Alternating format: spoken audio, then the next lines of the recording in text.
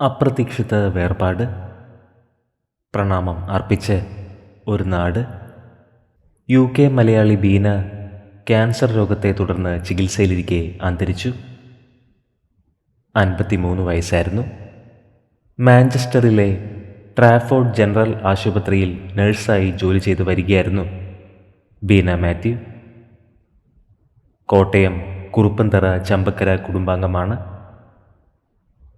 മാഞ്ചസ്റ്ററിലെ സാമൂഹിക സാംസ്കാരിക രംഗത്ത് ബീന സജീവമായിരുന്നു.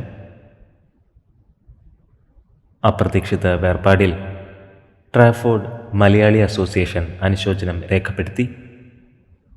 ബീന മാത്യുവിന് 53 വയസ്സായിരുന്നു. നിരവധി പേരാണ് ഇപ്പോൾ പ്രണാമം അർപ്പിച്ച് സോഷ്യൽ മീഡിയയിൽ എത്തുന്നത്. ആത്മാവിന് നിത്യശാന്തി ലഭിക്കട്ടെ എന്ന് നമുക്ക് പ്രാർത്ഥിക്കാം.